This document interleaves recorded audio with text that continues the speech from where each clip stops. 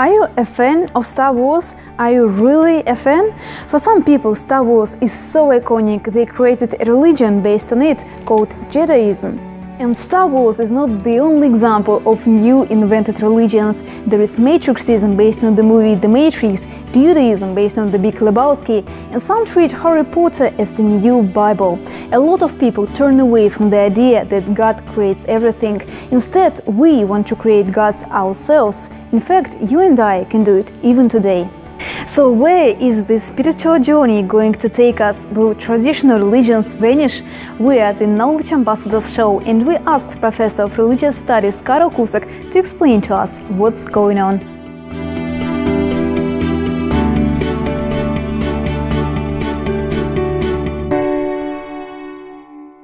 Professor Cusack, is Jediism an actual religion, like Buddhism or Islam? I think I might show you something because you might find it amusing.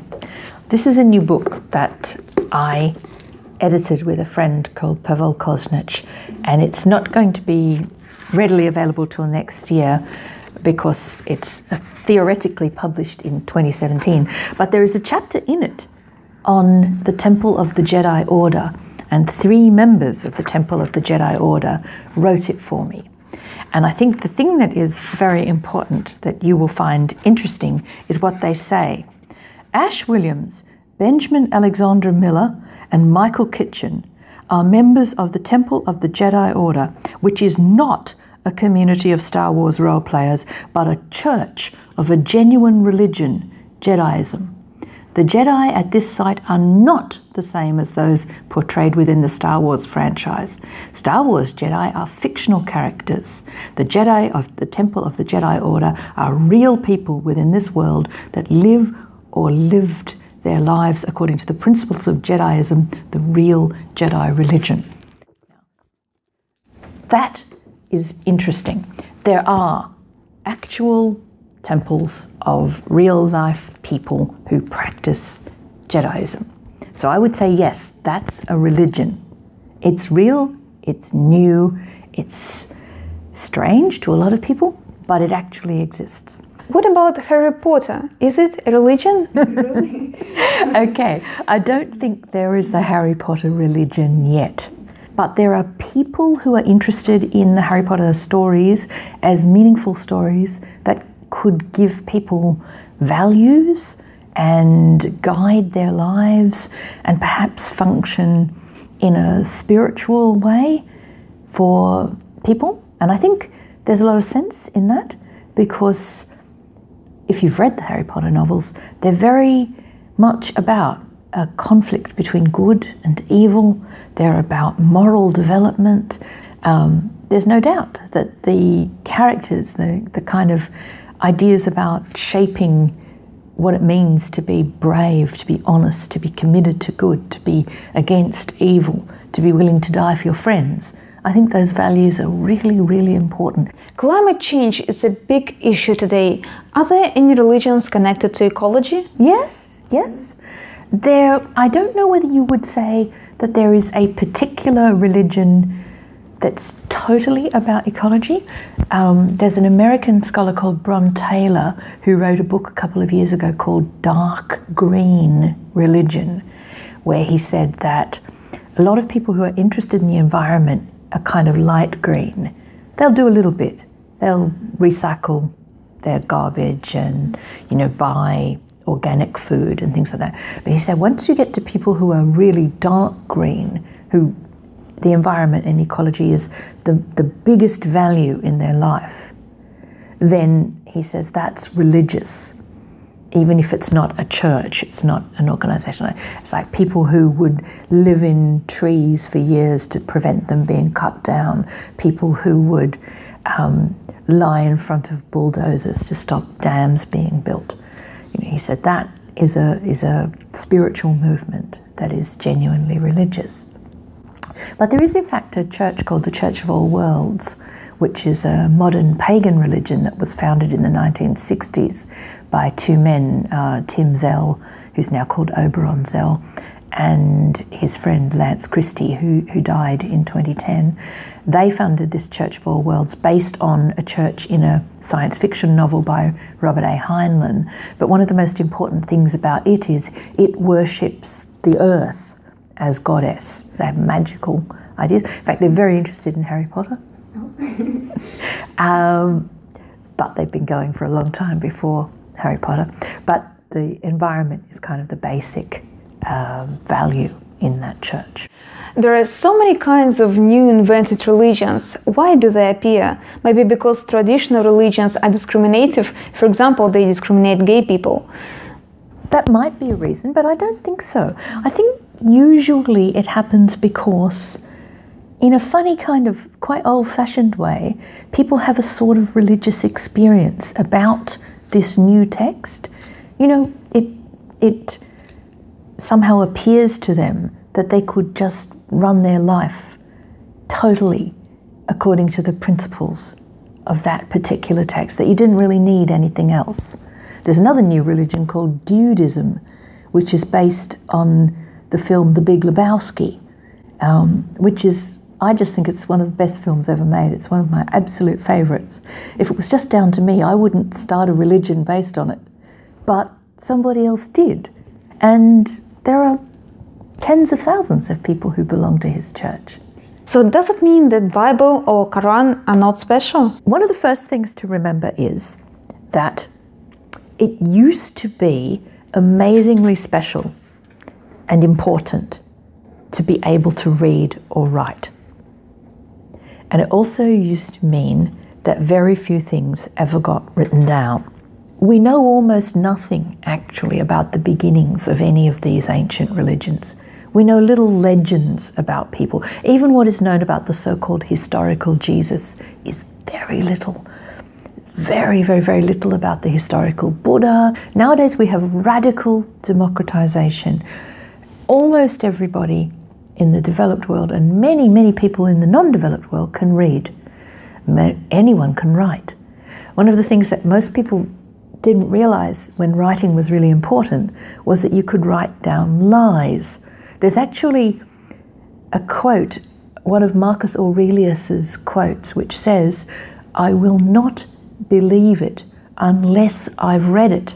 Nowadays we say, "Oh, this is not worth the paper it's written on. I wouldn't believe that if the newspapers spread it all." We know that people use writing to say things that are propaganda or literally false. A radical shift happened in the 18th century. Firstly, we had the Enlightenment. Philosophers came around, people like David Hume in Scotland and Kant in Germany said things like, well, human reason is the way to know about things. You can't just talk about religious revelation or have somebody standing in church telling you how to do what you're going to do. You have to experience it for yourself, you have to reason it for yourself, and then you make a decision. And then one of the other things that happened in that century, in the 18th century, is that the novel became really important. And novels are one of the great revolutions in our culture. I think most people don't realize this. When you read a novel, you read about people who actually don't exist. They're imaginary, but you invest emotionally in them. And this is significant because before novels became important, people used to read sermons and religious books only for entertainment. I think it's very hard for people to understand that heaven and angels and demons and hell, they're just imaginary worlds, like Middle Earth is an imaginary world, like the science fiction imaginary worlds of writers like Robert A. Heinlein and Isaac Asimov are imaginary worlds, and those worlds came out of the heads of people. It's just that with religious texts, it happened so long ago that no one could observe the process, and they have grown over time to have this kind of special status where people still talk about things like blasphemy or like the denial of the sacred text as being, in some countries, still a criminal offence.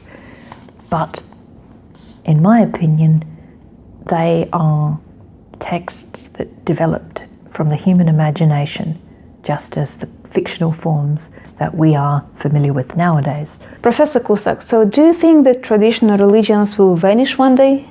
A lot of people nowadays, especially American scholars of religion, talk about religion as if it's like a consumer product.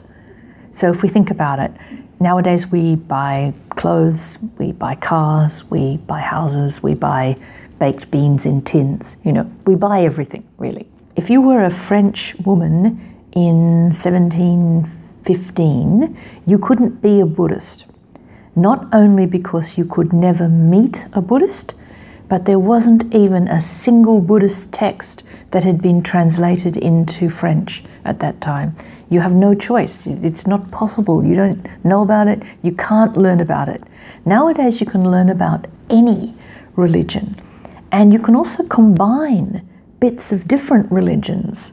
So sometimes one of the things that the West finds difficult is the idea that you can have multiple religious beliefs, because we always had the idea, if you're a Christian, there's one God and there's one story and it's the right story, and you can't share that with other gods. But one of the things that's happened as institutional Christianity's got weaker in the West is that people know more about other religions, and they keep the bits of Christianity that they like, which may include festivals or angels. Angels are very popular in the New Age, and other kinds of spiritual subcultures. And then they get rid of all the bits that they don't like and they replace them with other things. So people who aren't, committed Christians mostly are not very interested in hell. They're much more interested in reincarnation and maybe having more than one life and seeing how that might work. And if you think about the future of religions, will there be a universal religion of the entire mankind one day? Probably not.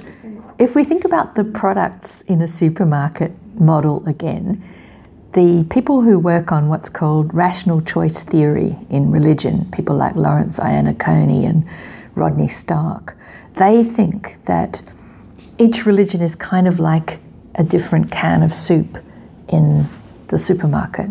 And, there's always going to be a niche group of people who like that can of soup. Even if the most popular one, the one that most people like, is that one, there'll be other people who want the different one. And so I think it's not likely that we'll have a universal religion, because that is kind of like a totalizing thing. It wants to bring people are really interested in the idea that they're unique and special and creative and an individual. And the hilarious thing is, a lot of the time that they're not, they're just doing the same thing as everybody else. But the kind of project of the self-crafting makes people think of themselves as special, unique. And of course, it's partly because our consciousness is the first consciousness that we know, and the one that we always know best. It wouldn't matter how well you know another person, you can never know them in the way that you know yourself, the way that you live in your own head, in your own mind. We are very grateful that Professor Cusack agreed to talk to us even after her 30 hours journey from Australia. But what do you think? Who is the object of your worship? And what new religions deserve more attention? Let us know in the comments.